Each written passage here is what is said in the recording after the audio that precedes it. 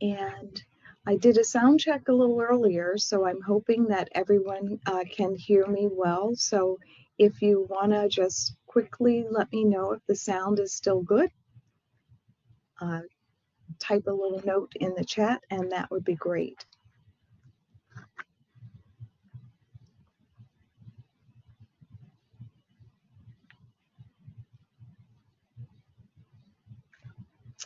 Wonderful. Okay, I'm glad everybody can hear.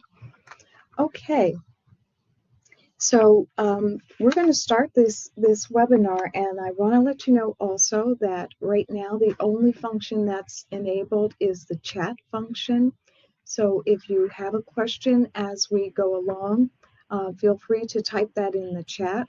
I'm pretty sure that we'll answer a number of those questions as we go through, but in case we miss any questions that you have, we will have a period at the end of this presentation for your questions, and we'll respond to them at that point in time.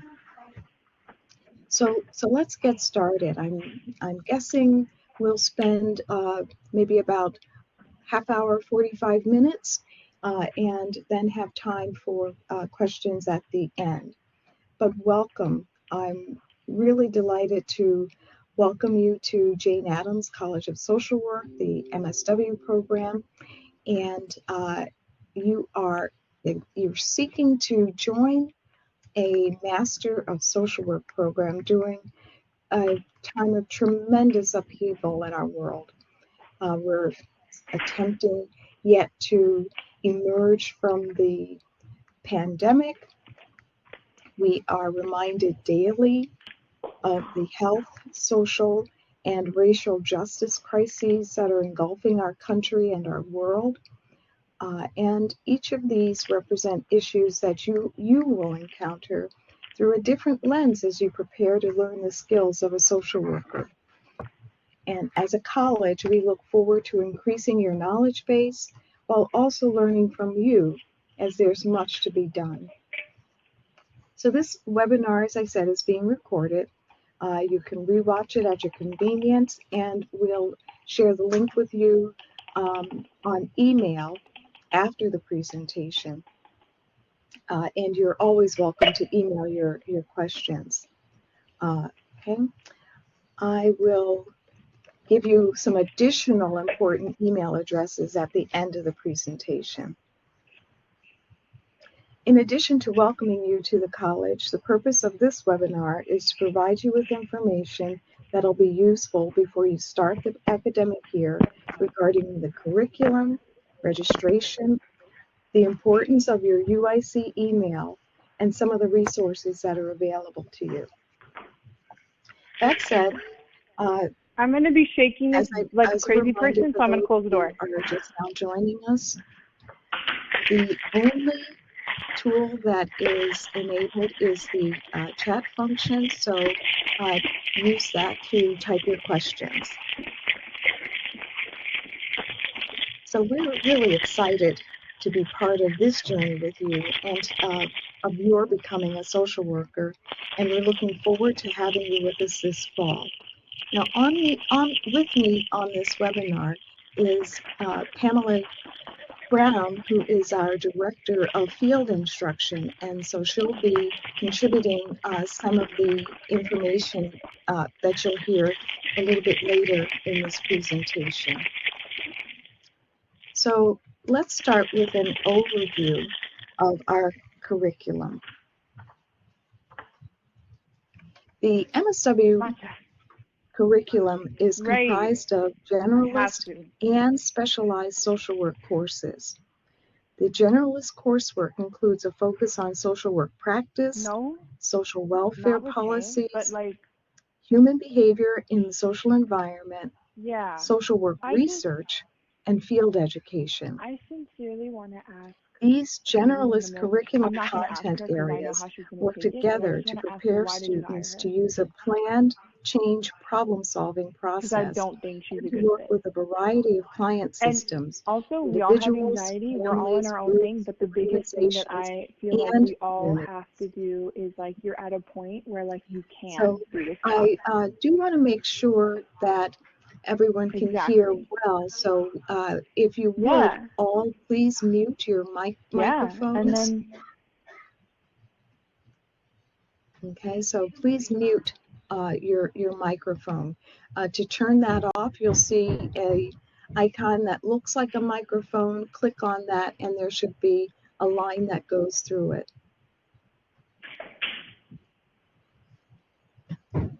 Okay. All right. How are we doing for sound now?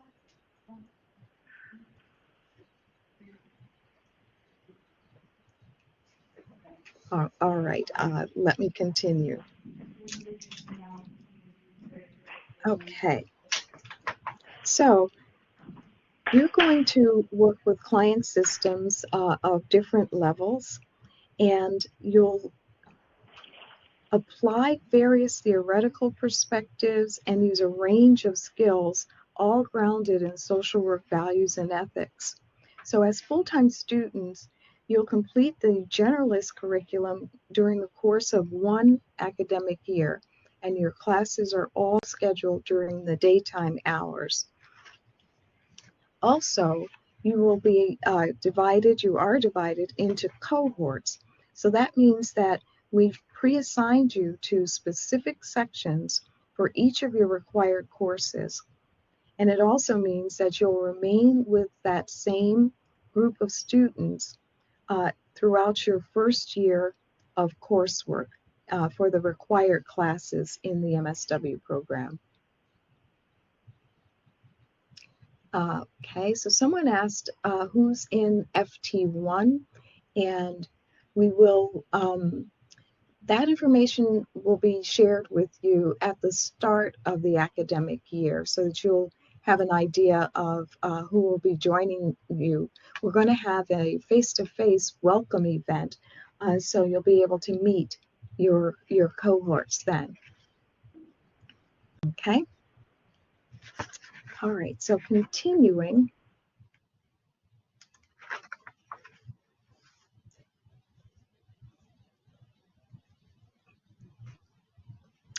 Our program is highly structured, and it's important that you take the required courses in the sequence outlined in our required plans of study in order to complete the program within the time required or designated for your program options. So that means that full-time students your program is a 2-year program, generalist foundation year courses in the first year, specialization courses in the second year.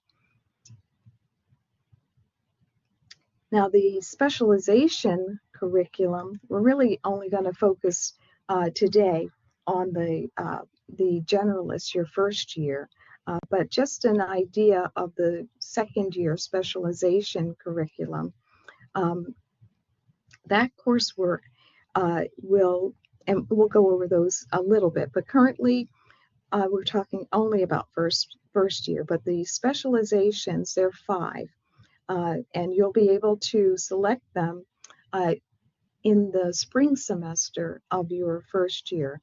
But of our specialized curriculum, we have child and family, mental health, organization and community practice, school social work, and our newest specialization, social work within justice systems. So when you select your specializations next year, we won't guarantee your first choice. You'll be asked to select 2, and then you'll be assigned based on space availability in those specializations. Now, I will tell you that pretty consistently, students do get their first choice. And you'll get much more information about the curriculum for each of those specializations and the process for selecting them at the beginning of the second semester in your first year. We'll also provide an opportunity for you to meet your field liaisons and the faculty who teach in those areas, so you can learn more about the coursework that's expected and potential fieldwork opportunities. So in the interim, you're encouraged to peruse the college website for more information.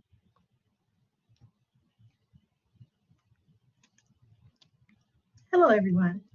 And now we'll switch gears to discuss field education. I'm Pamela Brown, the director of the Field Instruction Program at Jane Addams College of Social Work. You might be asking yourself, what exactly is field education and why is it important? Every accredited MSW program requires that students complete 2 years of field education. So as we move on to the next slide, the MSW program at Jane Addams is no exception. At Jane Addams, we have a concurrent model where students take classes and participate in field instruction concurrently. Each student in the full-time program is required to complete 2 internships that last the duration of the academic year. So that means you'll begin at the start of the fall semester, and that same internship and that same agency will go through the end of April of the following year. The goals of field education are threefold. 1, to provide an opportunity for students to develop as professionals in the field of social work. 2, to provide students with an opportunity to apply the theories and the concepts that you're learning in the classroom to practice situations. So taking that theory to actual situations where you're working with people who are coming to the agency where you're doing your field placement. And 3, in field, our goal is that you will develop a professional identity consistent with social work values and ethics, as those outlined in our code of ethics as professional social workers. Those define the principles and standards of everyday social work. In the next slide, we talk a little about field education courses. So field education, it's very important to remember, is a class, just like your other classes. Therefore, you have to register and enroll in the classes. For your generalist year, that would be Social Work 570 and Social Work 571. You register for 570 in the fall, and you would register for 571 in the spring semester. In order to successfully complete your internship assignment in your generalist year, you must complete a minimum of 450 hours total. Those hours should not conflict with your generalist class schedule. So generalist classes are on Mondays and Wednesdays from either 8 to 10:50 a.m. or 1 to 3:50 p.m. You and your field instructor will determine what your field placement hours would be, but they should not conflict with those times. Generally, students do those hours on Tuesday and Thursdays, on days when they don't have generalist coursework. You will be in your field placement 2 days a week for 15 to 16 hours a week. That's a schedule that is ideal. Occasionally, students will ask, can they break it down further than that? You must be in your field placement a minimum of 5-hour blocks. So that means you cannot extend it past 3 days per week. Okay. You will work in partnership with your field placement agency, the field instructor, the field liaison, and the faculty. If you have not already begun working with a field liaison to identify a field placement agency, one will be in contact with you to begin the process. Just a note, just touching on the specialization, because we'll talk more in detail about that later in the year. But just remember, you'll be required to complete 2 placements. So in your specialization year, you will complete Field Instruction 3 and 4, which is Social Work 572 and 573, for a minimum of 630 hours. And this internship will also span the course of 2 semesters, with students being in the internship from 21 to 24 hours per week. On the next slide, I just wanted to touch base with you to let you know a little bit about the people you will encounter during your field experience. So sometimes the terms get a little mixed up in students' minds because they all begin with field. There is the director of field instruction or field director, which is myself, and that I am the administrator of the program. The field liaison is the person here at the campus, the person who should be helping you to locate a placement, but you will also have a field liaison throughout the year who will monitor your progress, who will conduct a site visit with your field agency and see how you are progressing. And that person is meant to be your resource.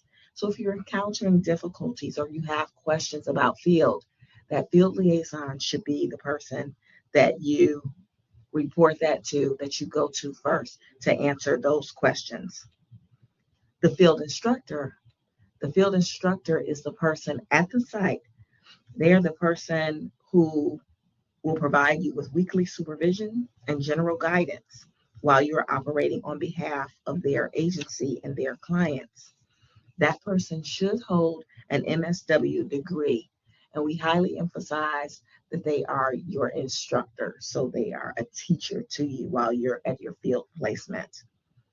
And lastly, some of you, not all, but some may have a task supervisor.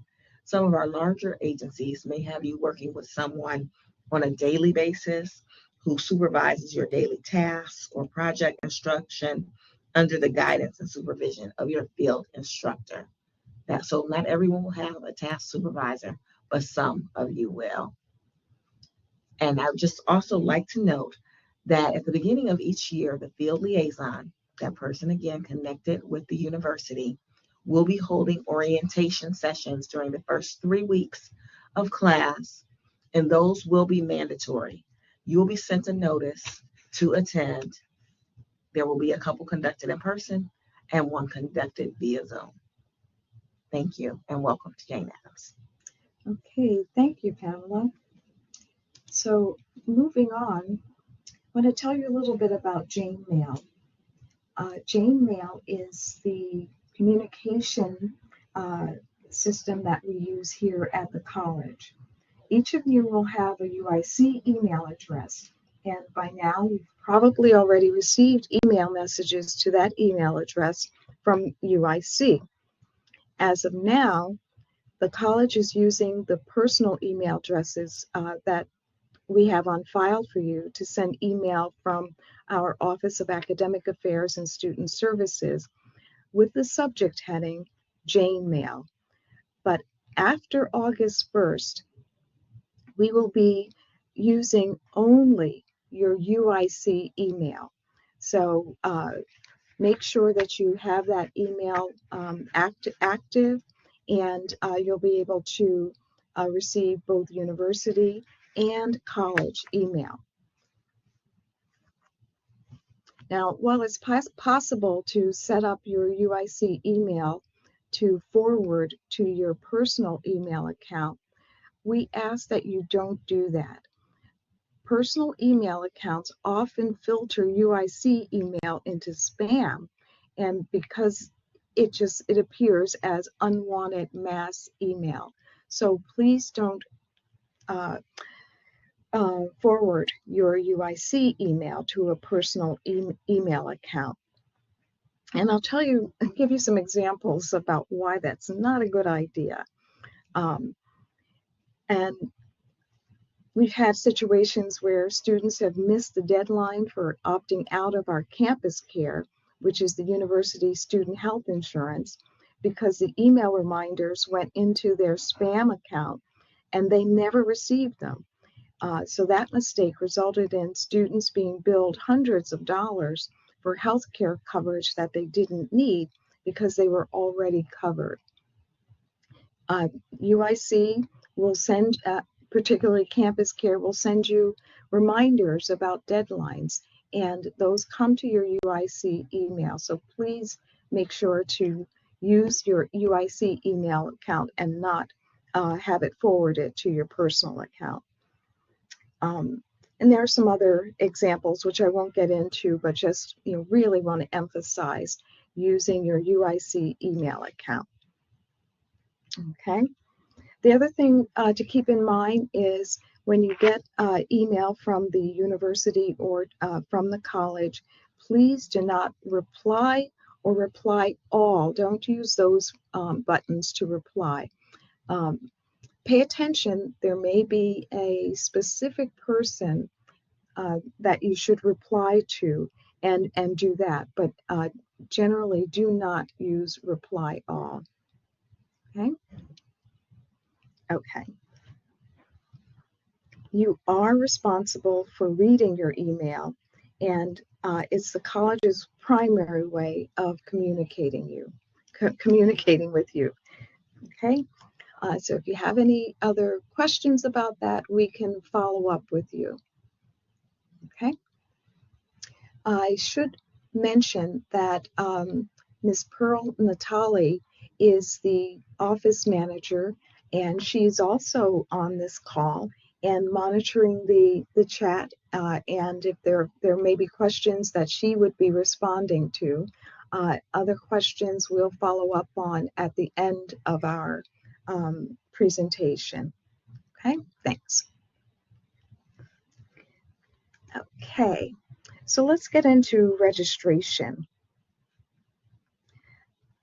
You each have received a document that includes information regarding which cohort you've been assigned to, and relatedly, which course sections to register for. The information that you're looking for is whether you're assigned to cohort FT1, FT2, FT3 through FT6. Once you identify that information, you'll refer to the provided table to determine which courses and sections you should register for. So you should have received an email with that information, your cohort or track, and the courses that specific courses that you should register for this fall. So when you go into the registration system, you'll see lots of different courses with the same course number, course title, but they'll have a different CRN. And please make sure to register for the course that has the CRN that has been sent to you specifically. Now I see in the chat that some of you do not have or may not have received the email, and some of you are saying that you have FT5 does not have a field course. So we will double check all of those, but the field course should be Social Work 570 for each of you. But we will follow up with you to make sure that you have the right courses that you should be registered for. If you haven't received anything regarding registration, please email the office and we will get that information to you. I will ask Pearl to indicate in the chat box the email address that students should reach out to if they have not received any information regarding registration. Okay.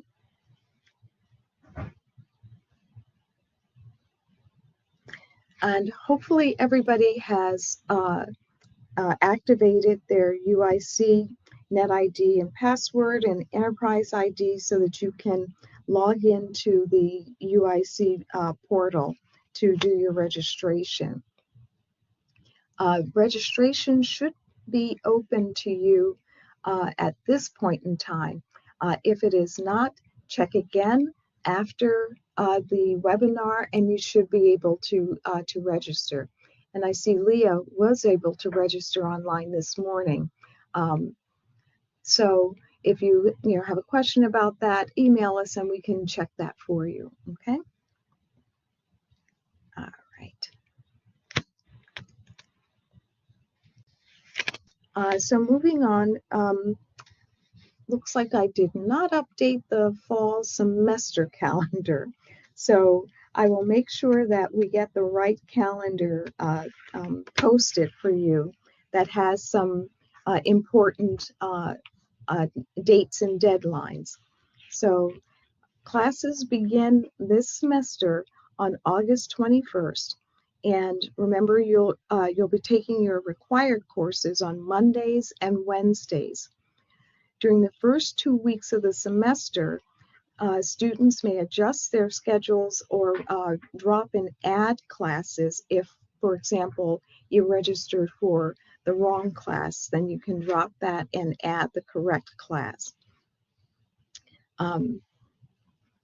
And the last day to do that without any financial penalty for late registration, for example, is on that following Friday at the end of that second week.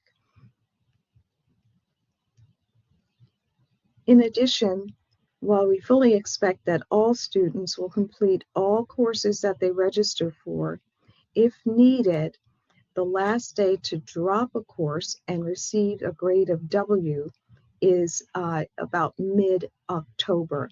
But we will post the current fall 2023 semester calendar, and we'll send out reminders to you as well.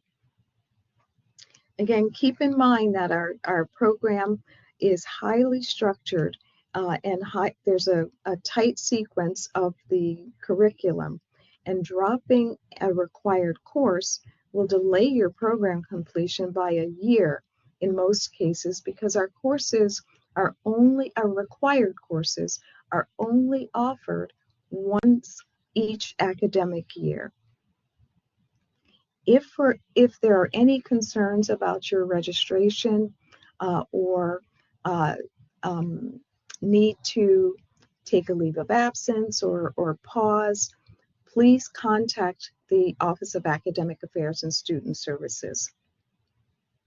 Okay? All right then. Let me move on to advising. So you will be assigned an academic advisor in the fall, and it would be good to reach out to that advisor to get acquainted. We will send you notice of your advisor, and we will also post a list of the academic advisors for each group of students. So you'll have that information by the start of the academic year. Okay? Okay, let me make sure I've got all of that.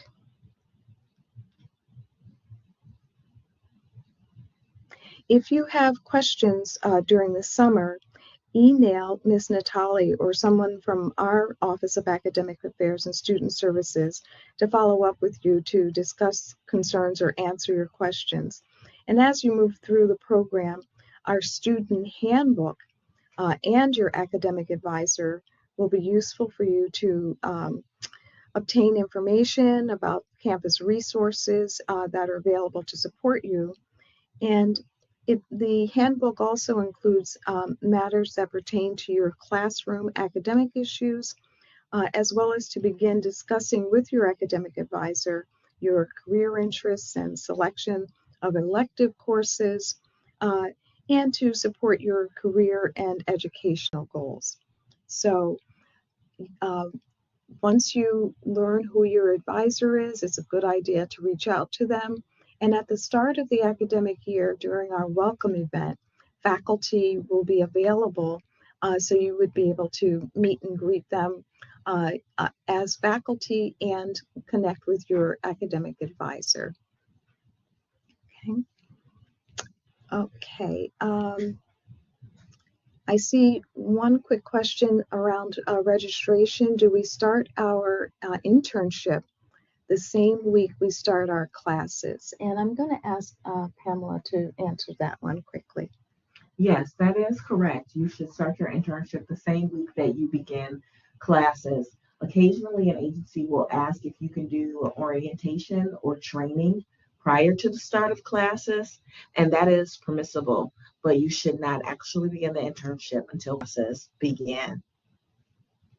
Okay, thank you. Okay, so let me give you some additional information. There are additional resources and information available to you on the UIC and Jane Addams websites, and I encourage you to take time to visit them.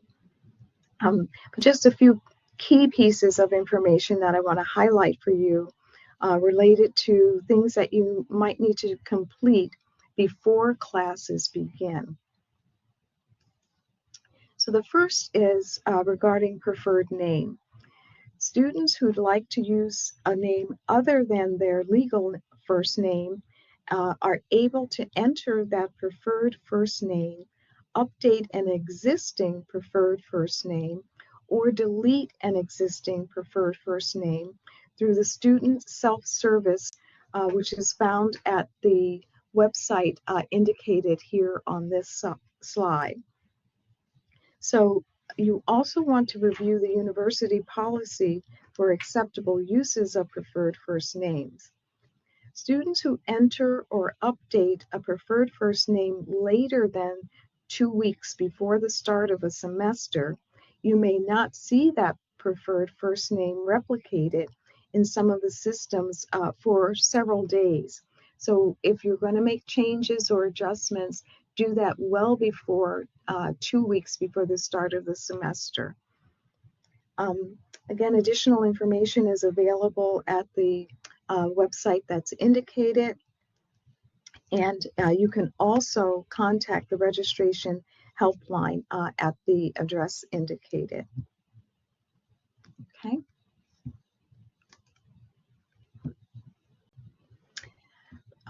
Blackboard. The college uses Blackboard for all classes, and this webinar is launched out of our Blackboard platform. So Blackboard is where you'll access your course syllabi and related course materials. Once you register, you are automatically enrolled in the instructor's course site, in their Blackboard course site.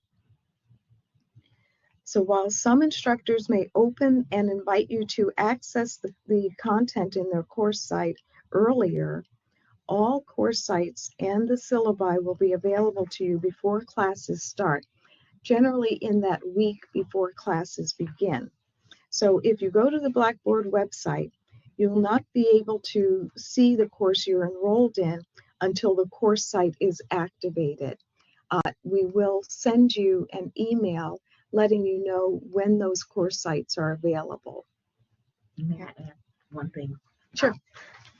So I just wanted to add for Field, which, as I mentioned, is a course, is a class, we use the Sonia system. So many of you have already accessed that to complete your Field questionnaire. The Field calendar, there are some assignments associated with Field, will be housed on Sonia, where you keep track of your hours and where you complete your assignments will be kept on Sonia. So that will not be on the Blackboard shell. Great, thanks for that important piece of information. Okay. All right then.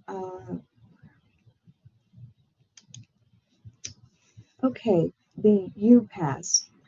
Our UIC students who've graduated or have attended UIC prior to now are familiar with this, but those of you who are new to UIC, UPass is the CTA Ventra pass for all eligible students.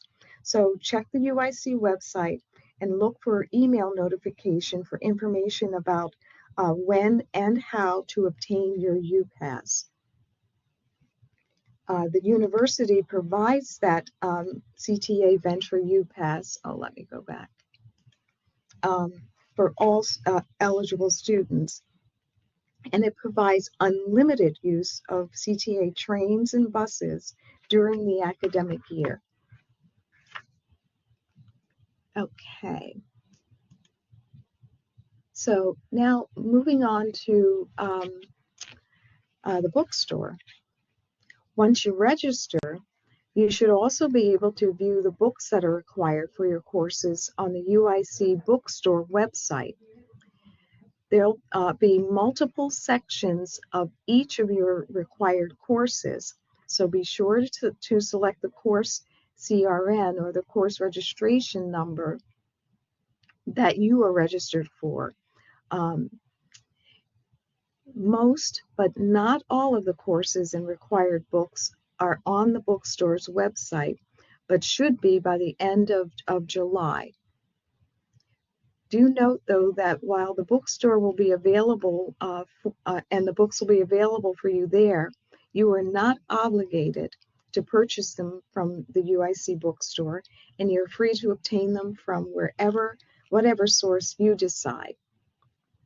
So I'm sure that there are some of you that will want to purchase them on Amazon, and that's just fine. You are not required to purchase them from our bookstore.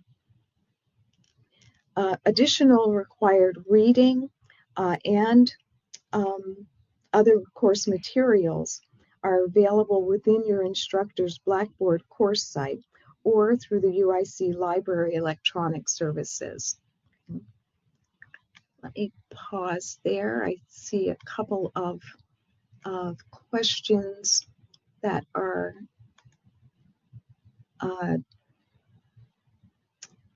okay. So Mira asks, does Blackboard list textbooks? And that's a good question. Not sure that they do, but you may well be able to find your course textbooks there. So we'll check on that and get back to you, okay? And then Tess had a question about transcripts, has not been able to reach anyone when calling Jane Addams, graduated UIUC, and they sent transcripts from Parchment. If I could just hold on that question, responding to that question, and we'll get back to you, Tess. Okay, thanks so much. Okay, all right. So let me move on, and we'll talk about the your ID cards, another important piece of information.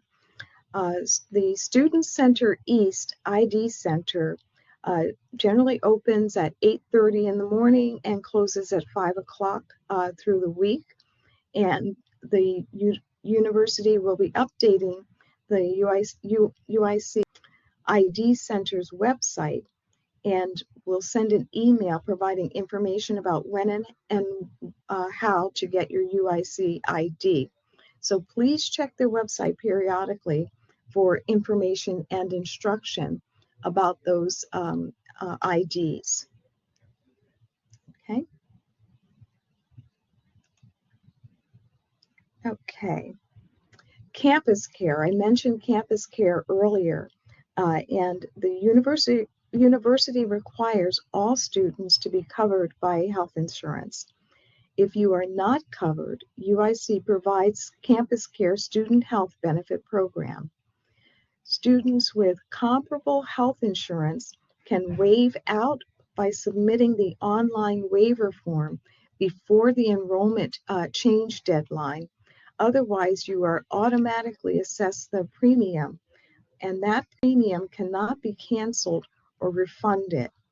So you'll want to be sure to go to the Campus Care website before the start of the semester to review the benefits and enrollment opt-out policies and what the current fees are.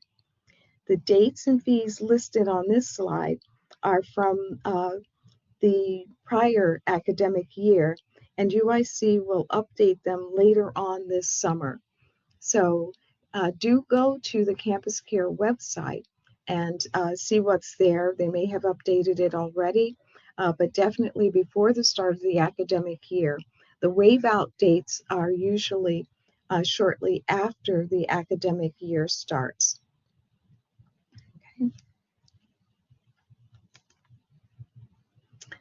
Okay, the Disability Resource Center. Under UIC policy, any student needing to request accommodations for a disability should contact the Disability Resource Center. And that website for the Disability Resource Center is the drc.edu. So please make sure that you do go to the DRC's website if you do have a disability and you wish to have accommodations. Okay. Let me pause there and check because there are a couple of other questions that have come in. I will see if it's possible for us to review those um, and respond to those, and then we can try to get back to those later. Okay. Okay, so there's a question about if there's a question about waiving out of campus care now and lose our current insurance in the future. Are we able to enroll in campus care at any time? No, I believe that there's a specific time period for when you can enroll in campus care. But do go to the campus care website and double check that information. I want to let you know also, we'll have a representative from campus care at our welcome orientation later in the summer. So you'll be able to speak to a person and get more information at that time. Okay, and Maria asks, do we have a choice of professor within our cohort, or are the professors we have set by the cohort we're in? The professors are set by the cohort that you are in. And Keon asks, and I hope I'm pronouncing that correctly, do full-time students have to go by the schedule given? The question is if full-time selects a class that is at night and the fulfilling all the required courses for the semester, will that be out of compliance? Yes, that will be out of compliance. We do not split program options. If you are admitted into the full-time program, your classes are during the day in the assigned cohorts with those faculty members. If you were admitted into the PM extended program, then your classes are only during the evening. So if you are admitted full-time, your classes are during the day, and you may not register for evening classes. Okay. And Mira asked, when is the welcome orientation? And that will be in August. And we have a slide for the exact date. I believe it's the 17th. But you will get more information in the next week or so. Okay. And let me move on.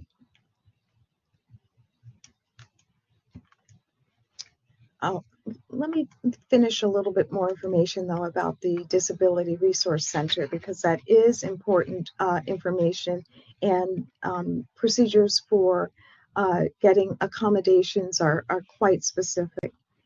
So once you go to the DRC website, you'll register register for an appointment. And once the staff there, you meet with the staff, and once the disability has been verified, and they will identify specific accommodations and generate a letter that will be given to you, that you can determine which class and which instructor you want accommodations in. And so you will then provide that information to the instructor for the class that you're requesting accommodations in. All of that information is confidential. It's also important to know that accommodation letters are done semester by semester. So it's important that you follow up with that that advisor in the DRC each semester that you're requesting accommodations. Okay. Okay, so do visit the college website. That's another important is there listed under information for current students, and it includes detailed information about our college policies and procedures. You can also, on our website, look up your professors, learn more about the engagement or how you might be engaged in the college and how the faculty are engaged in the college and in the community. You'll learn about the type of research that they're doing, the type of research being conducted here at the college, and many other important pieces of information. So please do visit the college website and get familiar with your quote unquote home for the next 2 academic years. Okay. Okay. Admissions and Financial Aid Office. I encourage you to contact the UIC Office of Student Financial Aid for any questions related to your financial aid situation. And there's also the UIC, that office rather is located in the Student Services Building at 1200 West Harrison Street in room 1800. And in some cases, you may need to contact our college financial aid office.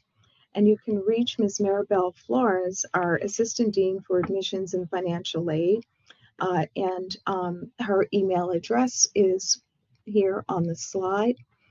Or you can contact her assistant, John, at the email address that's posted there for him on the slide as well.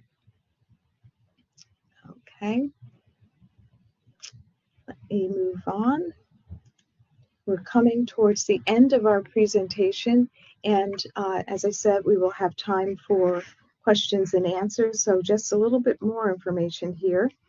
I encourage you to contact, or just a reminder rather, the Jane Addams Hull House Museum is located on our campus. You can go to their website and find out a lot of information about the different presentations or events and activities that they have scheduled throughout the summer or the coming academic year. And you can also request or have a self-guided tour. So please do visit the Hull House Museum.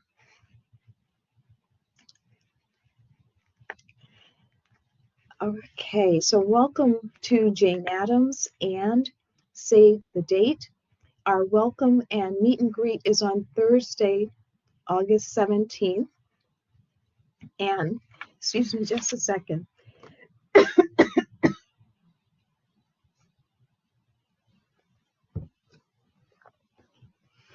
Talking a lot. Okay, so as I said, we'll send out more information about that welcome event, and we do hope to see you then. All right.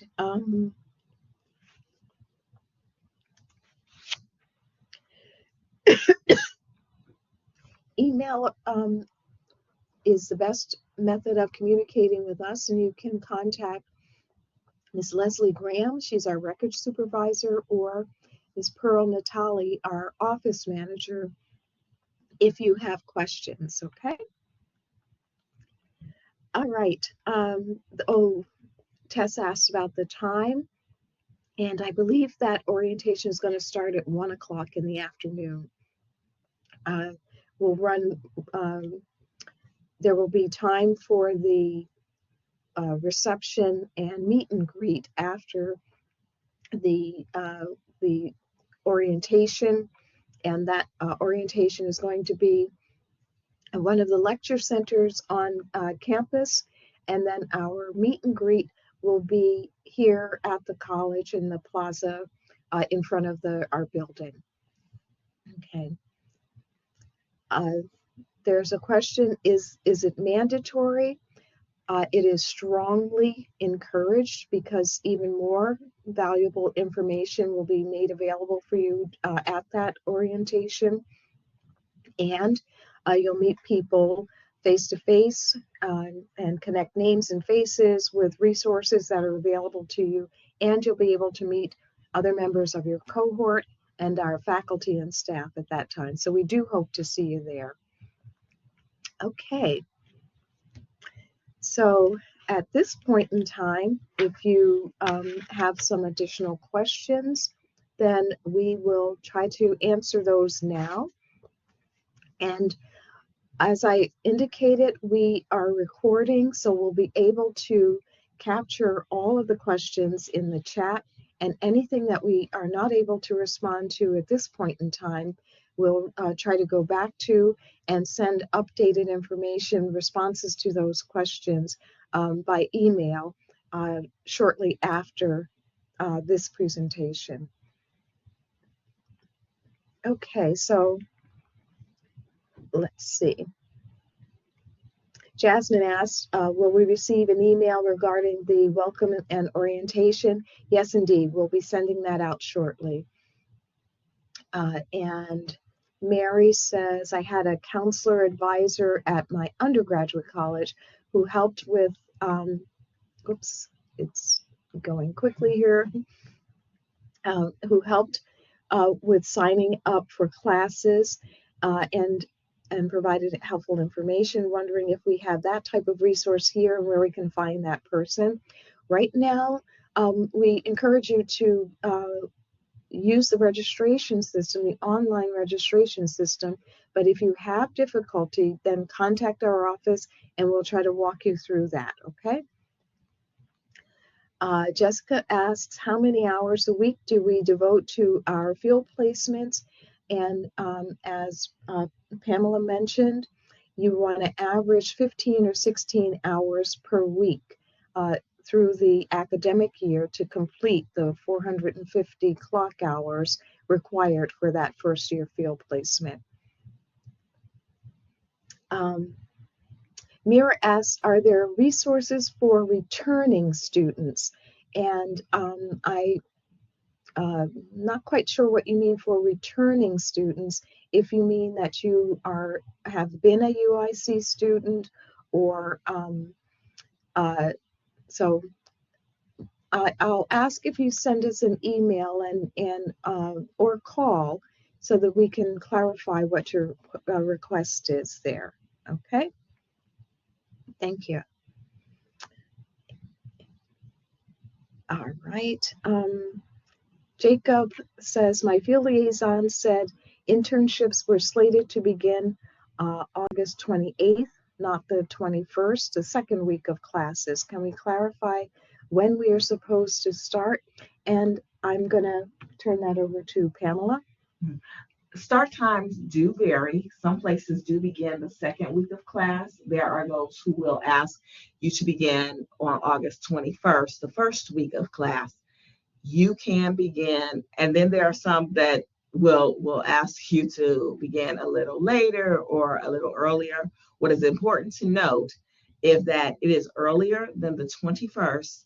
You need to get special permission for that. And if it's later than September, I don't know what the beginning of that September week is. If it's later than September, you need to make sure that your liaison is aware that your agency is asking you to start late, because what we really want to do is we want everyone to be able to achieve the required number of hours by the end of each semester so that you have your minimum of 450 by the end of the year. So start times may vary. Okay. Itzel asks, is there any free parking around campus? There is very, very, very, very, very limited free parking around campus. You may find free parking on some of the streets to the north of campus. Is that north? Yeah. Thank you. On Van Buren or other streets or some of the side streets, but it's very hard to find free parking. So sorry about that. And Alex asks, what's the estimated size of classes? That's a good question. Generally, our class size is 25 students in each section.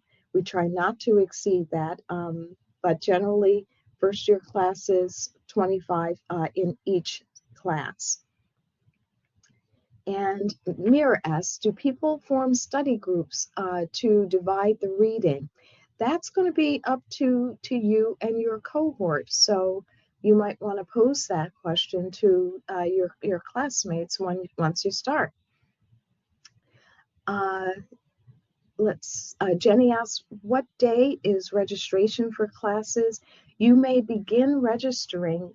Registration holds have been lifted, so you can go to the registration portal and begin registering now. Okay, Timothy asks, is there a deadline to have our internship placement? So again, this is Pamela again. Ideally, definitely ideally, you will have it before the beginning of the fall semester, because again, we want you to have enough time so that you can complete the required hours at the end of each semester. Your liaison will continue working with you throughout this process. So it's very rare. There are some people who do locate their placement after the start of fall semester, but that's usually a small number of students. Okay. All right. Thank you.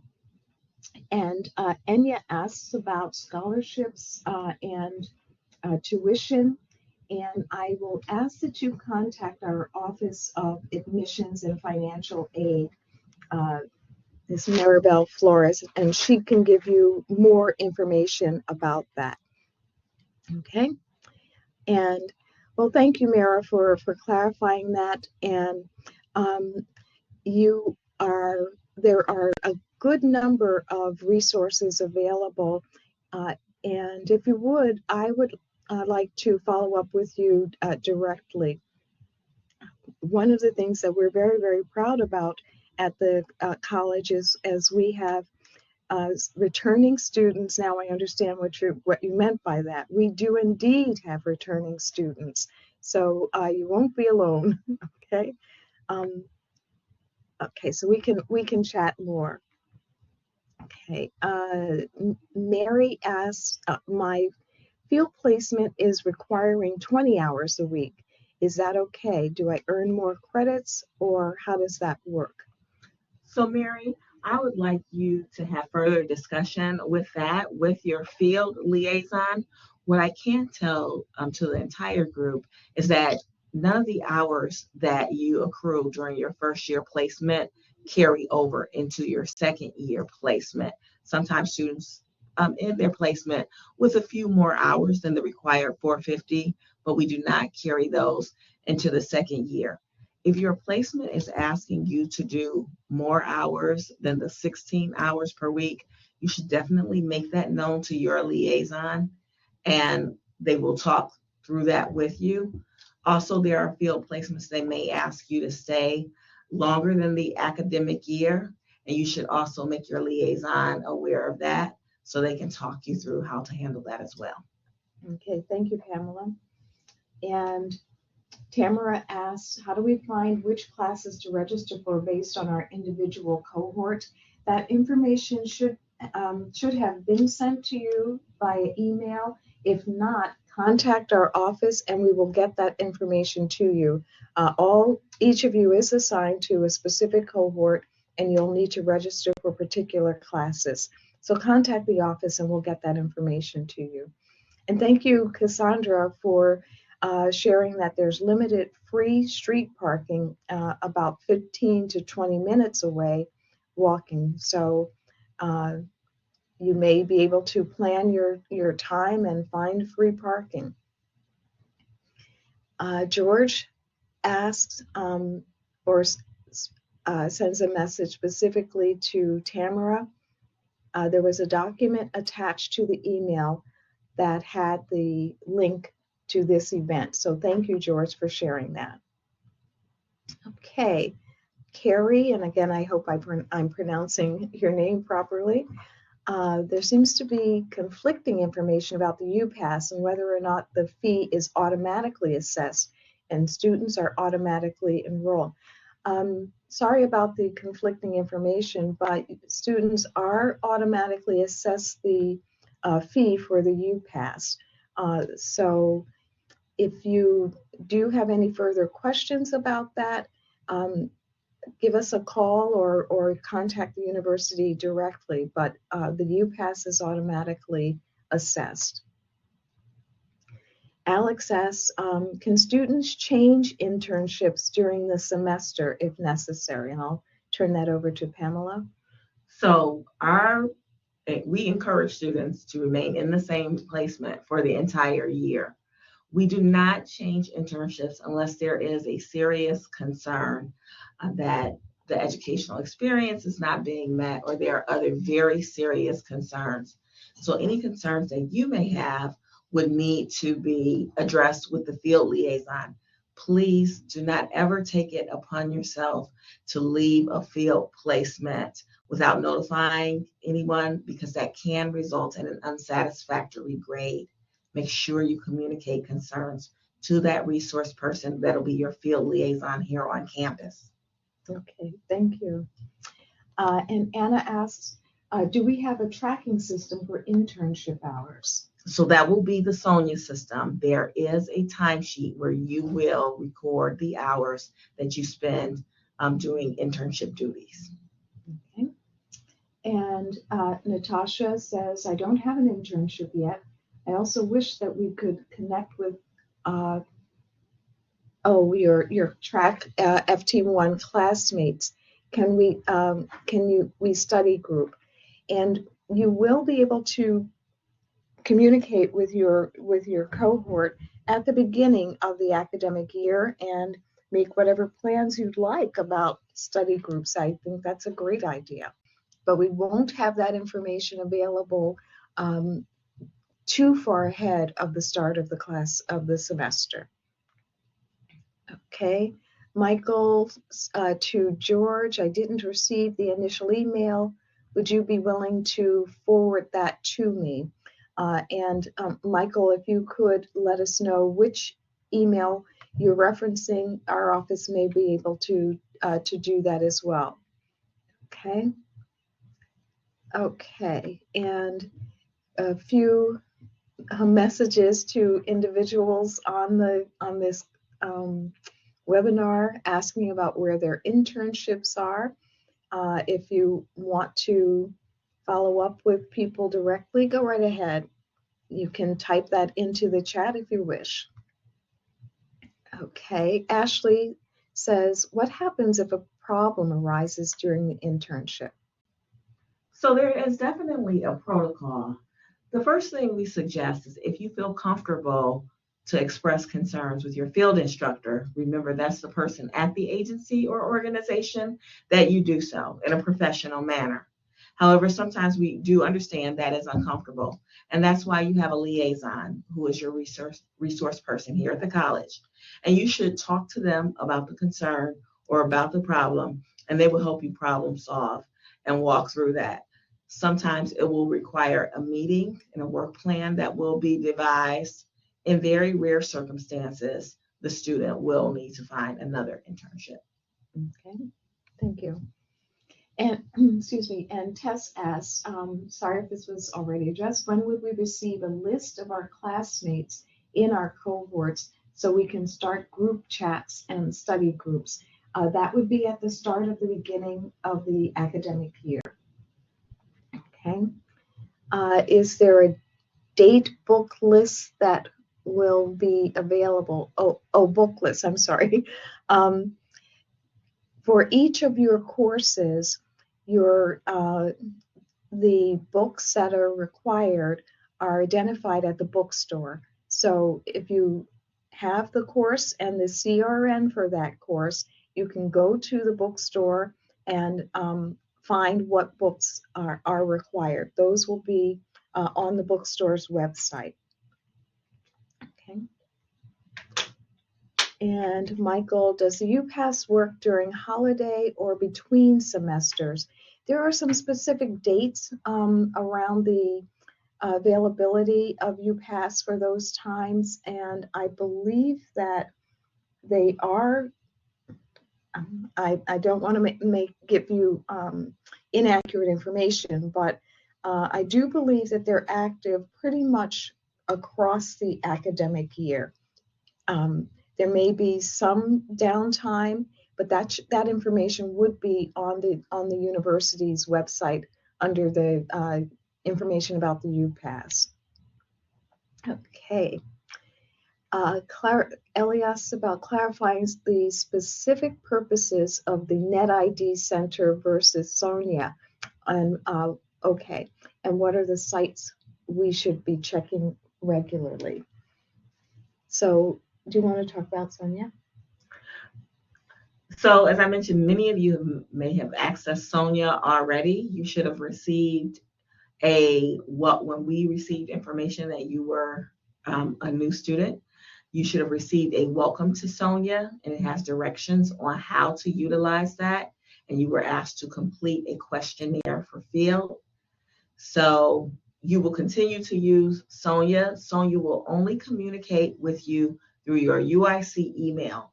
So when there are assignments that are due, then you will receive reminders from Sonia, and you will just log in and complete it. If you have any difficulties with that, then you should reach out to the field offices. You can reach out to them at JACSW Field. That's JACSW Field, all one word, at uic.edu. Okay, so Sonia is only for field instruction purposes. And you say NetID Center, I'm not quite sure what you mean there, but I believe you're talking about your general UIC email account. And as Pamela said, information will come to you through that UIC email account, but for information and issues around field placement, that Sonia is the site for that. Okay. And Eli asked, when does the UPass start? And I believe it does start working the first day of classes, if not right before. Okay. Mira asked, if I receive an accommodation for a medical condition, are those accommodations part of my field placement as well? And well, I'll go ahead and answer that. You would discuss with your the staff at the DRC around accommodations for field, and then you would present that letter of accommodations to your field instructor and negotiate with them how those accommodations will be met. Okay. Okay, Leah asks, would anyone be willing to forward me that initial email as well?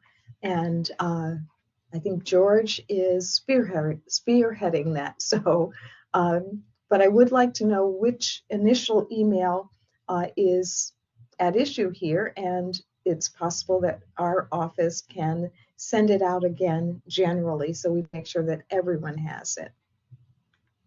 Okay. Alex asks, are there any mental health resources for students provided by UIC? Yes, indeed. UIC has a student counseling center, and there are social workers there at the counseling centers, as well as other mental health professionals. Services through the counseling center are included as part of your health service here at UIC. So all of that information is available to you on the UIC website, as well as on the Jane Addams website, and information is available to you in the student handbook. Okay. Okay, Alex asks, when do we get assigned an academic advisor?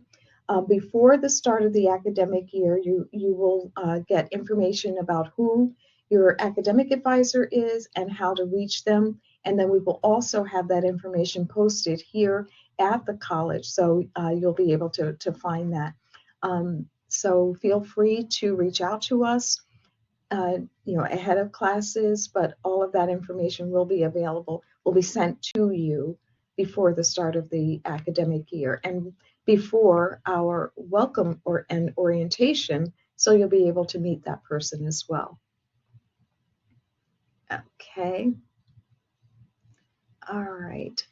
Ashley asks, what are the criteria used to determine whether students are accepted in their first or second choice for specialization? Getting way ahead of the game there. However, as I said, there's a process for learning more about the specializations and then identifying what your choices are.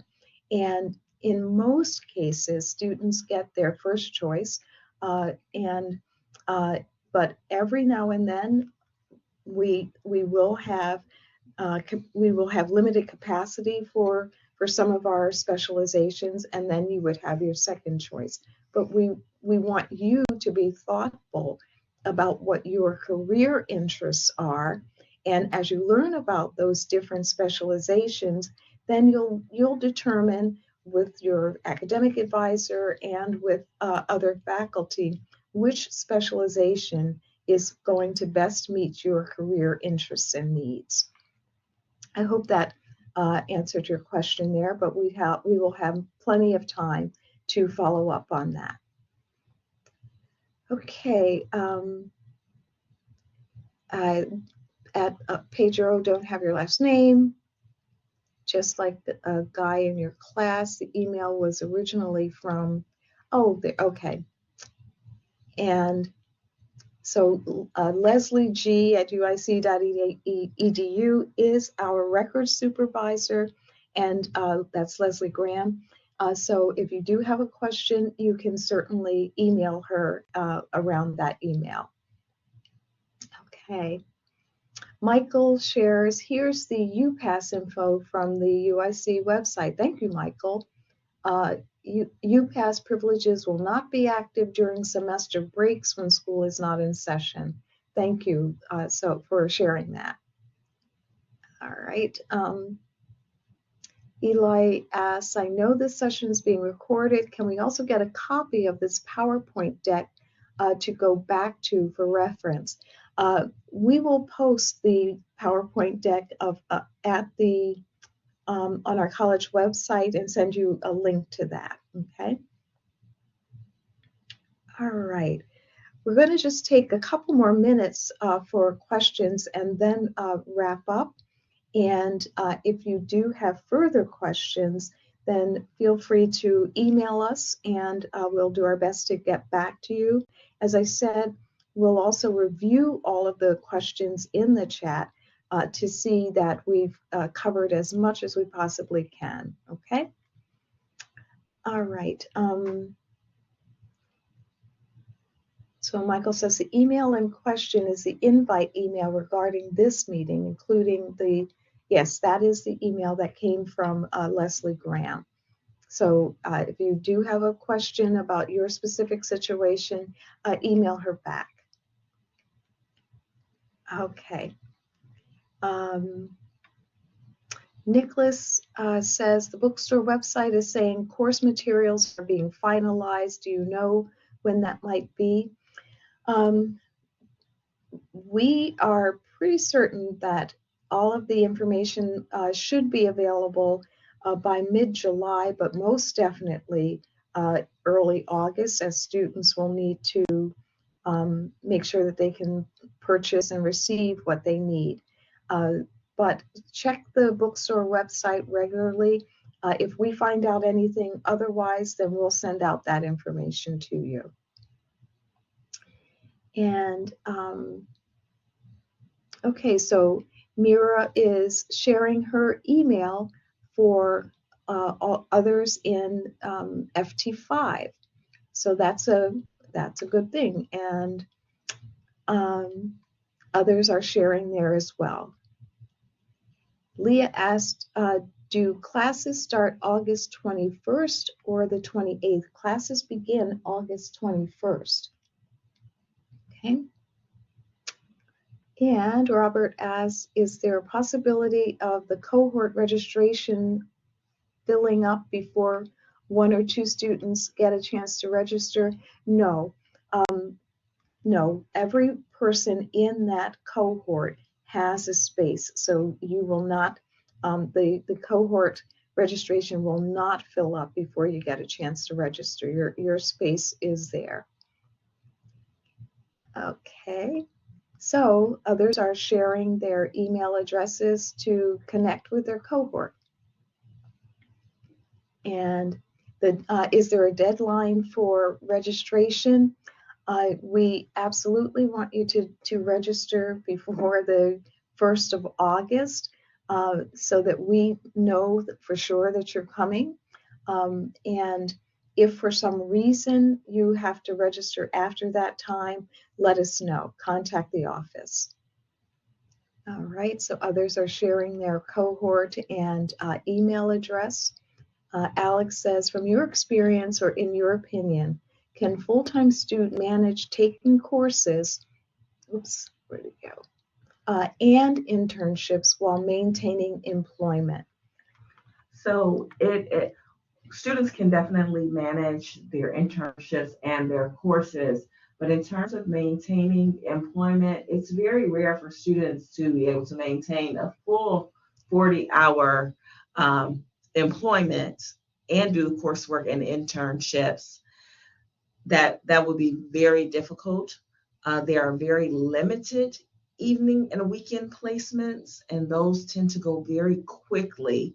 So while we will work with you to try and help identify those, if students request those, we cannot guarantee you an evening or weekend placement. Okay. All right. Thank you, Pamela. And we're just going to take a few more questions, and then we will close out our webinar. So Maria asks, if we have to drop out for some reason before the semester begins, are we able to get a full refund? And yes, indeed, a full refund would be given before the start of the academic year. And if you do need to drop out or withdraw, please contact us. We'll talk through that situation and make sure that you know what all of your options are. Okay. All right. So more sharing of emails and cohorts. And Natasha says, I am excited for this new journey. And Natasha, I echo that. We're excited to have you all joining us here at Jane Addams. So we're looking forward to a challenging but rewarding next 2 years with you. So we look forward to seeing you all at our welcome event. And if you have questions, feel free to contact us over the summer. We'll post the information for you. And if something is missing or if you need some additional assistance, again, please contact us. So I'm Faith Bonecutter, Interim Associate Dean for Academic Affairs and Student Services. And Pamela Brown is our Director of Field Instruction. You have the contact information for Leslie Graham, our Records Supervisor, and Pearl Natali, our Office Manager.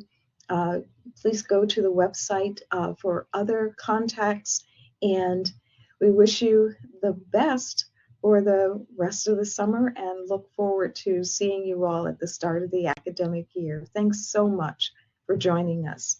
Okay, and I am going to close the webinar right now. Okay, we'll be in touch. Okay. Bye now. Goodbye.